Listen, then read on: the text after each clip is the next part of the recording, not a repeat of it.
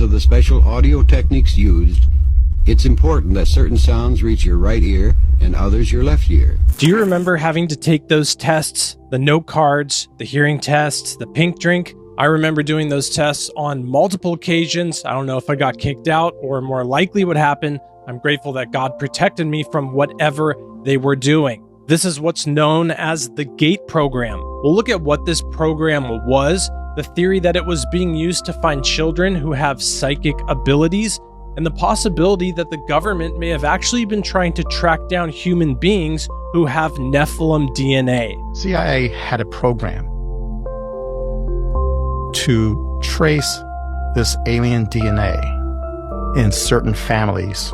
We'll first start this off with what is the GATE program? Across the United States, inside ordinary classrooms, something unusual unfolded. Researchers, quiet, credentialed, and backed by prestigious institutions that you've definitely heard of, walked straight into public schools. They accessed student files, they recruited teachers, they ran experiments inside classrooms, all without parental knowledge, without student consent. And the purpose? To test children for psychic ability. This isn't internet folklore, this isn't rumor, this is documented, buried in academic journals, hidden in federal archives, and scattered throughout decades of parapsychological research.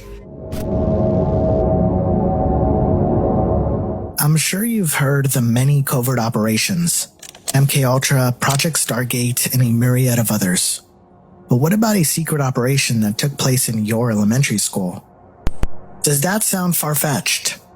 Because to be completely honest, I thought that too. But you don't have to take my word for it, because I brought the receipts. If you went to preschool, elementary school, middle school, high school, or even college in the United States, anytime after the 1930s, this information is relevant to you, because you might have been part of a secret experimentation that you knew nothing about. You don't have to fall under any demographic, you didn't have to participate in certain classes. They tested as many children as they could. If you've never heard about it, GATE is an acronym for Gifted and Talented Education. These school programs usually serve the kindergarten to 12th grade, and former participants of these programs are... We know that the Gifted and Talented Tag, GATE, GT program, whatever you want to call it, that was conducted in the 70s, the 80s, the 90s, and maybe into the 2000s, we know that they were experimenting on us. GATE, the nefarious Gifted and Talented program. People across the internet seem to be remembering. Don't think this has been mentioned on this sub before.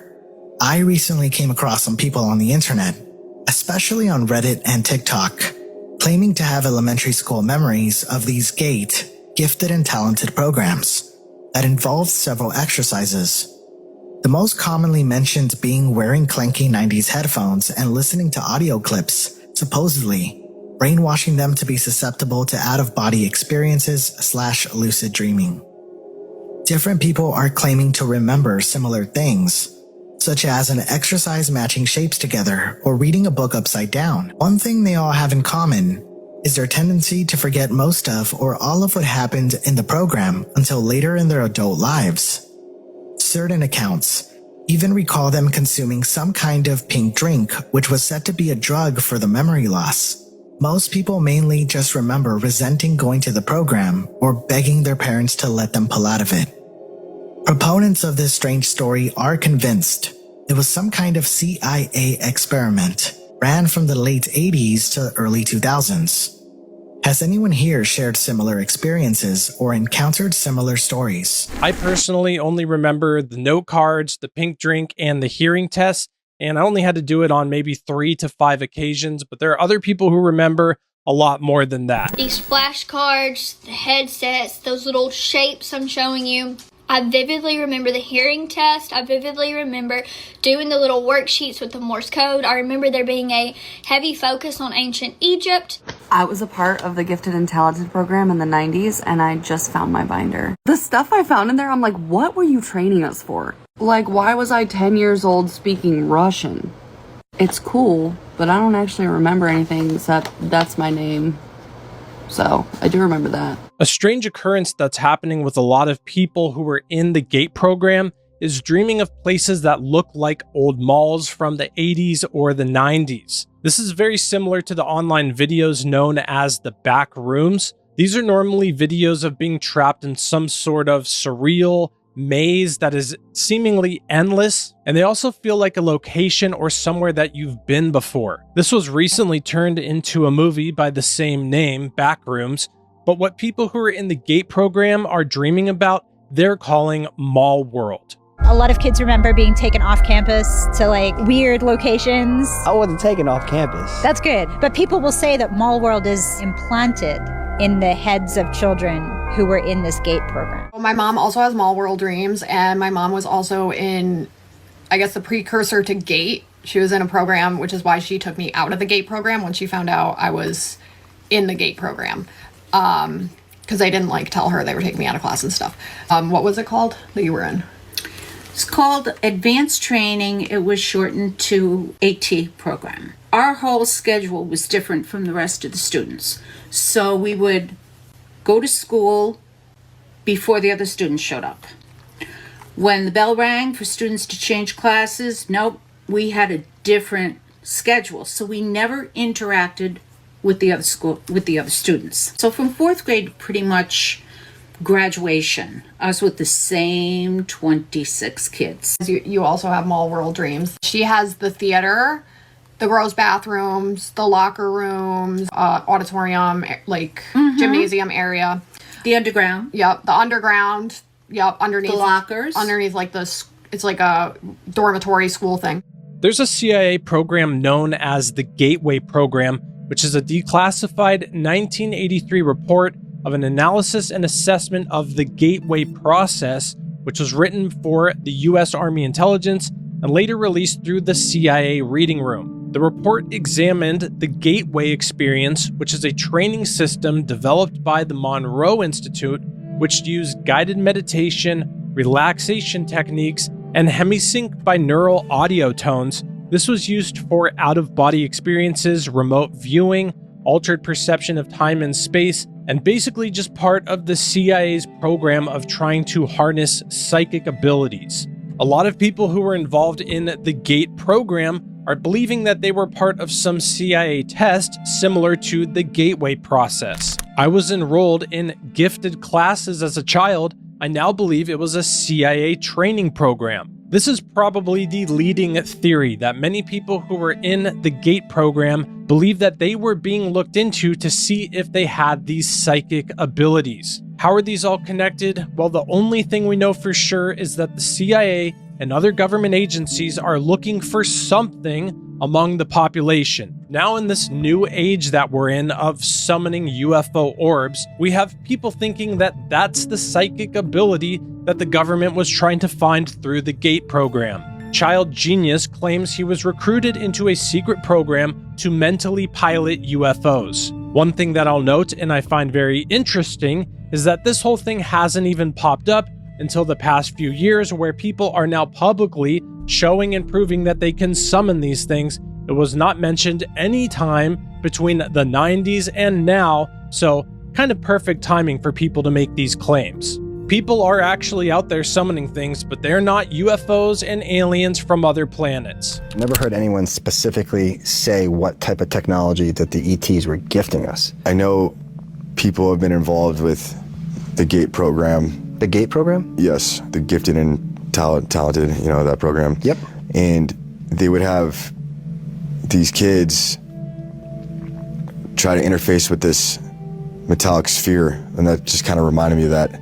And allegedly that's a piece of alien technology that's, responsive to psionics or thought. But it seems like the intent, based off watching these videos, is actually pure. The ETs potentially, they're manipulating our DNA to get us ready for contact, and they're just trading technology with us at the same time, so the governments don't get mad that they're temporarily taking people and working with them. Can you explain how it usually manifests or how you experience it? It usually manifests as something anomalous in the sky, orbs, crafts, different pyramid-looking objects moving at extreme rates of speed and doing very angular movements. When you do this, Are there other people around? Do they actually see you doing this? I have multiple witnesses that can testify that that is a fact. And how many times do you feel like you've been able to summon something in the sky? Anytime I want. These people are summoning the evil powers in the heavenly realms that war against humanity. These are deceptions from Satan's kingdom. Just like the fallen angels and the Nephilim hybrids they created are also part of Satan's kingdom. As we know, and Jesus told us, Satan's kingdom is not divided. This Nephilim fallen angel thing may actually be what the government is trying to find. A biotech firm says it is still on track to bring back the woolly mammoth by 2028. Dire wolves brought back from extinction are now fully grown and hunting together as pack of 3. Scientists grow humanized kidneys in pig embryos. What is a geep?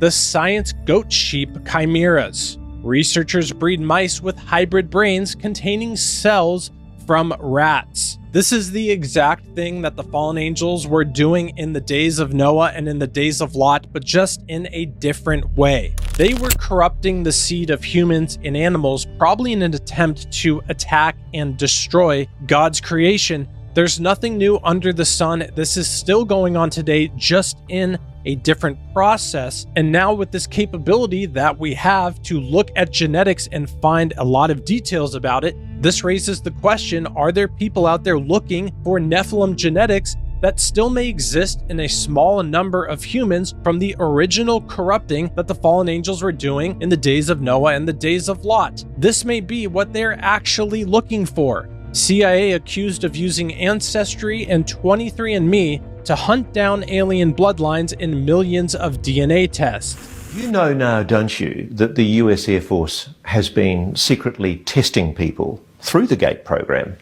for certain psychic abilities? Yes. CIA had a program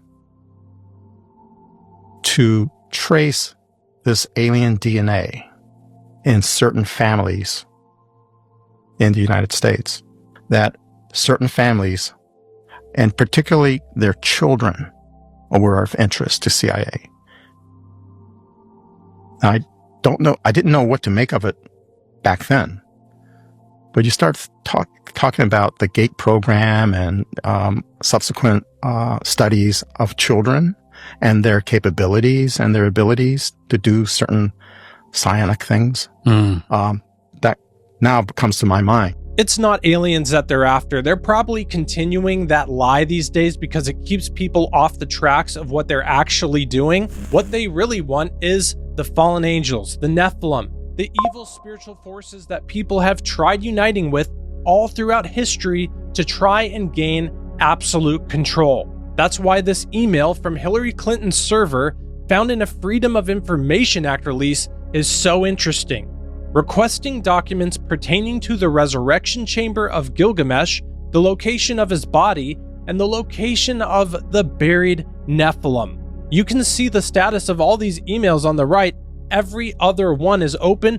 This one, of course, is closed. That's very sensitive information. In the Gospels, Jesus tells us what it will be like when he returns. People will be caught off guard, just like those who weren't following God's ways were in the times of Noah and in the times of Lot. But we know that a lot of other things are going to be going on too when the Son of God, Jesus Christ, returns. And maybe this prophecy from Jesus is telling us that the fallen ones, the Nephilim, will return again. And maybe that's what these different programs are actually trying to track down. And when they do, they may try to resurrect them, just like they have the dire wolves and the woolly mammoth. And as it was in the days of Noah, so it will also be in the days of the Son of Man. They ate, they drank, they married wives, they were given in marriage until the day that Noah entered the ark, and the flood came and destroyed them all. Likewise, as it was also in the days of Lot. They ate, they drank, they bought, they sold, they planted, they built, but on the day that Lot went out of Sodom, it rained fire and brimstone from heaven and destroyed them all. Even so will it be in the day when the Son of Man is revealed.